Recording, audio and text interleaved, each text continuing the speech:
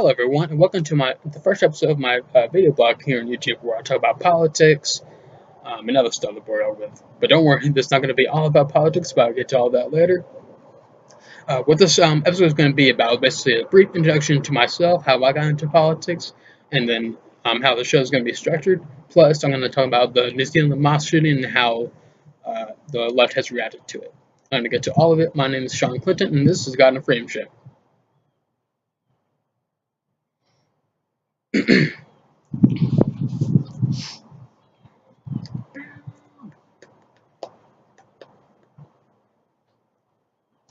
Alright, before we get started, I'm going to make a quick disclaimer. I'm not related to Bill or Hillary Clinton in any way, shape, or form.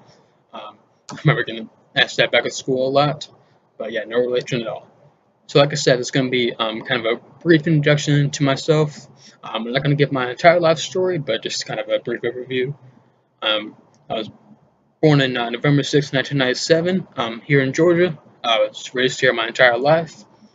Still live here, of course. But I grew up with a nice, wonderful family. Now, from the start of my life, we didn't really have a structure of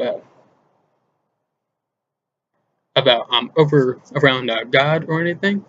We did go to church for a little bit, but it was for brief.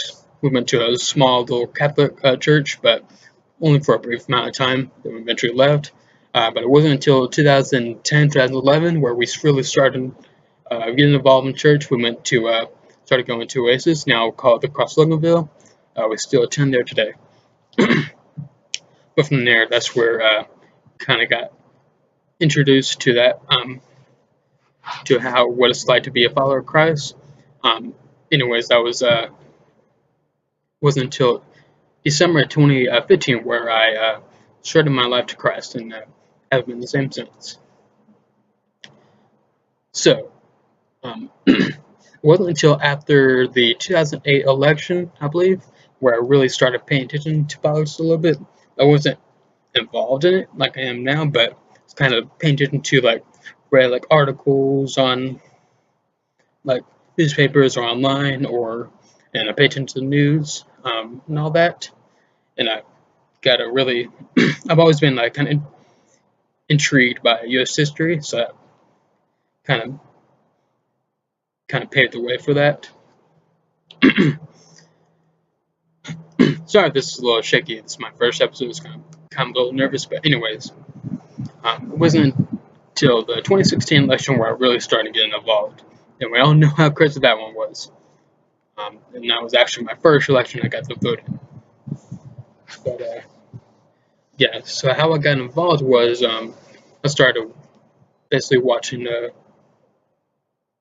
little YouTube videos about kind of the election and how. Started watching some Blaze podcast, and eventually found the Ben Shapiro show on Daily Wire. Got hooked into that, and then in March of 2017, I started a little kind of Twitter page called God and Freedom, and that's how I got really involved in paying attention to the news and politics every day and all that. Then from there, it kind of grew, and then in December of that year, I actually started a little blog where I write about all kinds of topics from the news that day, or just kind of a brief kind of one topic thing, whatever, or even reviews, or anyways. That's kind of how this show is going to be designed a little bit. I'm going to sometimes talk about the news of the day and how the media has reacted, or I'm just going to talk about a brief just one topic thing, sometimes maybe kind of theology, or just something like maybe Second Amendment or whatever. And sometimes I'll even bring in reviews for movies I like, whatever. And yeah, that's pretty much how it's going to be. Anyways, how this is going to work, I'm going to be doing it about 2 episodes a week, every Wednesday and Friday. That may change sometime in the near future, but we'll see. So yeah.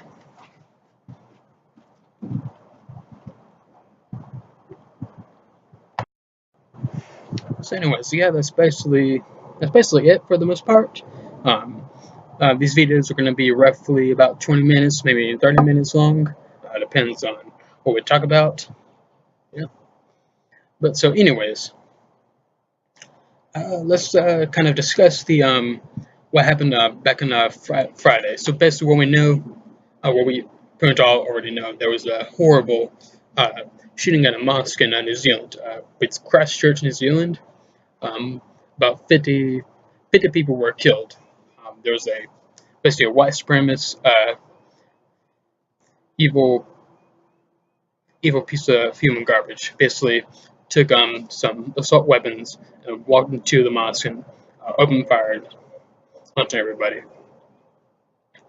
Yeah, it's a really horrible thing to see. And one thing I want to do mention about when we talk about like shootings or whatever, I will not show the picture or say the name of the shooter because I don't want to give any sort of recollection or notoriety to them at all. Because there's been studies, of course, that shown that when the media shows any sort of attention to the shooter in any way, that increases the chance of another incident happening like that. So, anyways, so what's cool about not really cool, but was what I liked about how do I say this? Something that was kind of cool to see after the shooting that everybody united around it. It's how it should be, of course. But then, of course, there was some on the some that used the shooting into their political advantage. There was, of course, some people blaming people like Kenneth Owens, President Trump, of course. People blaming Ben Shapiro, and even PewDiePie for who's a YouTuber on gaming on and all that. So blaming him for the shooting. Even they were blaming Chelsea Clinton. It's really insane. So I believe it was on on Saturday. Charles Clinton was attending a vigil for the shootings, and then there was some two ladies there who confronted her and basically blamed her for the shooting. Why? Well, because about a few weeks back, she called out Ilhan Omar on her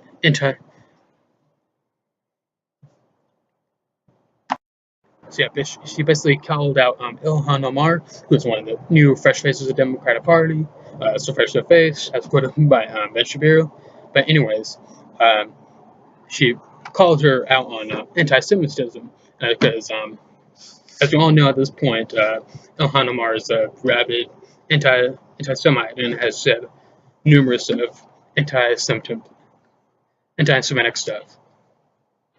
So anyways, she attended here, and then there was some people, two people there that confronted her, and said that the reason why the shooting was her fault because she called out Omar on her anti-Semitism.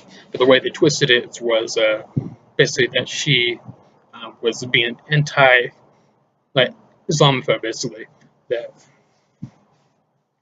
Ilham Omar was innocent and all that. And anyways, BuzzFeed gave an opinion slide for them, and here's what they said about it. And the two ladies were Lee Dwight and Rose Asaf. I get that. Let me know if I get that wrong. But anyways, so it's posted on Saturday, and here's what it says. Yesterday, we posted a video of Lee confronting Chelsea Clinton at the vigil for victims of the white supremacist New Zealand mosque shooting mosque massacre. Today, we woke up to over 100,000 people talking about it on Twitter. Needless to say, this is not what we expected. Which Yeah, I seriously doubt that. But anyways, to continue, went to the vigil for one reason: to grieve the loss of innocent lives that were stolen from this world by vile hatred. We wanted to join our friends and colleagues in a time of heartbreak and agony to remember the 49 Muslims who who were murdered for being Muslim. As a Jewish American Israeli and a Palestinian Muslim, we understand far too well the consequences of anti-Semitism and anti-Muslim bigotry in white supremacy. And as activists who were unafraid to speak the truth, we know we have a duty to call out any bigotry wherever it exists. We did a double take when we first noticed Chelsea Clinton. It was at the vigil. Just weeks before this tragedy, we bore witness to a bigoted anti-Muslim mob coming after Representative Ilhan Omar for speaking the truth about the massive influence of Israel lobbying this country, which of course is not true. Um, yeah, what she said is more than just criticizing Israel. She basically uh, accused like Americans taking Jewish money, and um, that's why people support Israel. She said at one um, back in 2013 that Israel has Semitized the world, and basically called for basically um, basically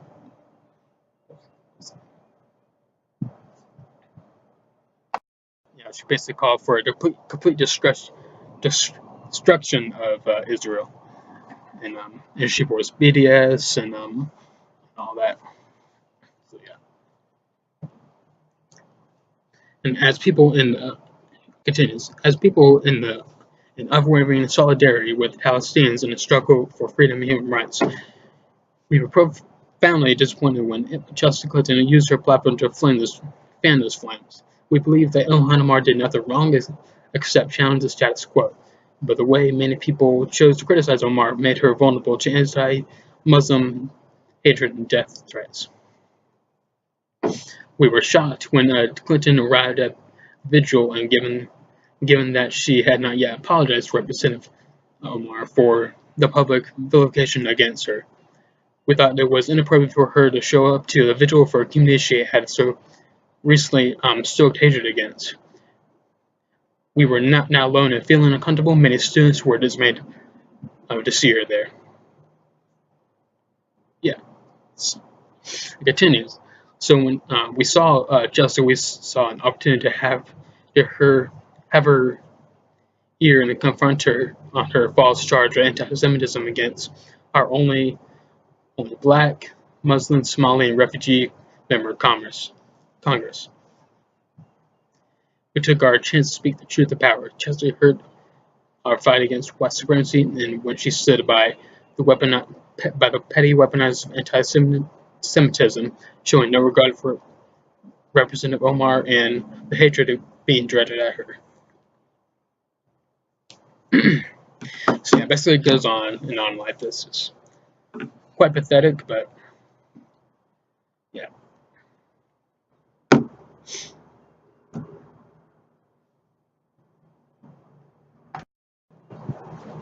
So yeah, basically goes on like this. Is quite pathetic, but not surprising. There's many people in the media are already trying to blame other people, or like blaming like pretty much all conservatives for the shooting. Um, they blame, like, of course, President Trump for, as always. Here's a article in the Washington Post about it, actually. What up?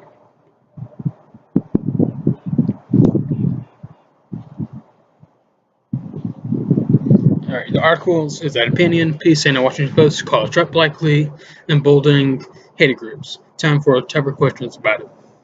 This is by a guy named Greg Sargent, and here's what it says.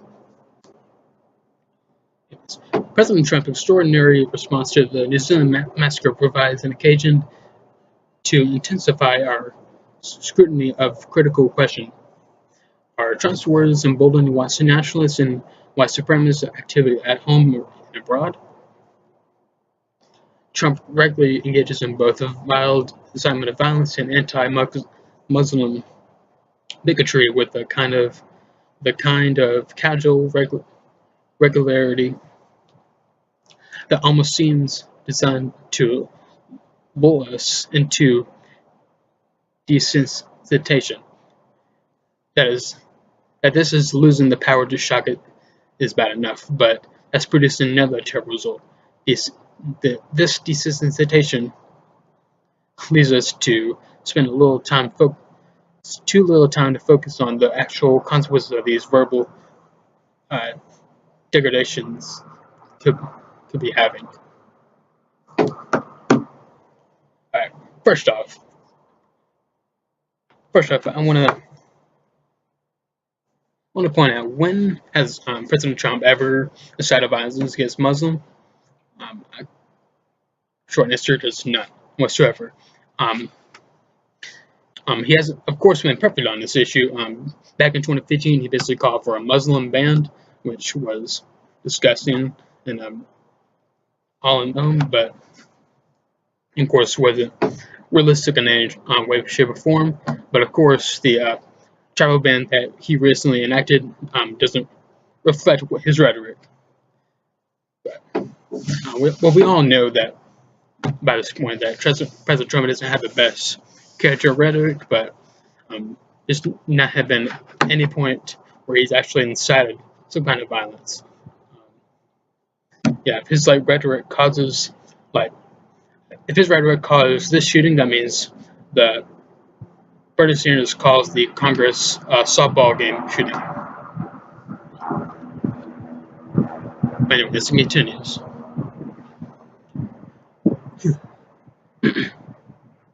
This is what the White House wants. That reality comes through clearly an important appearance that acting White House Chief of Staff Mick Mulvaney made on Fox News, which opens a window on these matters in a particular illuminating way. Fox Chris Wallace pointed out that before allegedly massacring 50 people at the two mosques, the New Zealand shooter declared that he supports Trump as a symbol of renewed white identity and common purpose. Wallace says, Mulvaney, what does the president think of that? And then Mulvaney replied that it is not fair to cast the shooter as a supporter of President Donald Trump. Wallace pressed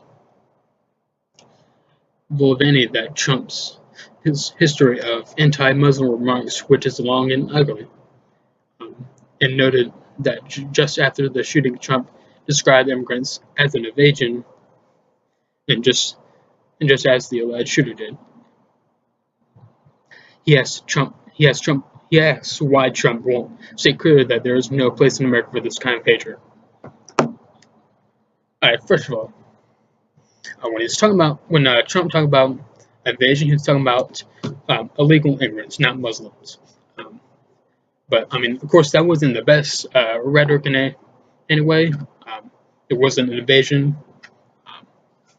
It is a problem, but it's not an invasion. Unless they come with rifles, there's just people trying to get in, but they're doing it the wrong way. But anyways, yeah, this pathetic attempt to try to cast blame President Trump really degrades our politics even more. You see this all the time from the left. At the Parkland shooting, they try to blame NRA, which was not their fault. Then they try to blame President Trump for the Pittsburgh shooting, and on and on. There's always the left can never blame just the shooter on itself. They always try to find someone, and it's clearly is always someone on the right to basically push their agenda even more. And even with this shooting, they try to blame the NRA. It was Alexandra Ocasio-Cortez, who's another fresh face, blamed the NRA for the shooting, which makes no sense because NRA is really a American organization and has no members outside. So, whatever. And of course, there's some calling for gun control, but as we all know, Zealand has one of the toughest gun control uh, laws in the world. So there's no way any more gun control probably wouldn't stop this.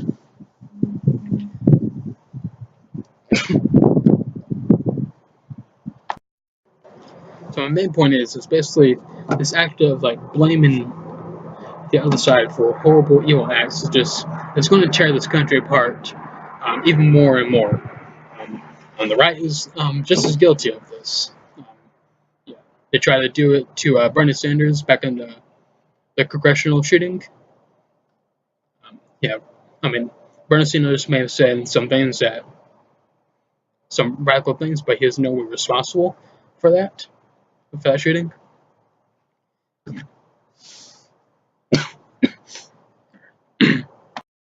Yeah, but like I said, we need to get back to a point where we actually unite and around these issues instead of trying to find ways to divide each other more and more. I mean, it's pathetic. All right. So, anyways, that's all I got for today. I'm sorry. Yeah, this will be a little shaky. Like I said, this is my first one, but it will get better as I go on. Um, yeah, so I'll be back here on Friday. Discuss whatever in the news. I'll talk about more. I'll probably talk about the Democratic presidential candidates and things they've been saying and all that. Um, so yeah, I'll see y'all then on Friday. My name is Sean Clinton, and this is the God and Freedom Show.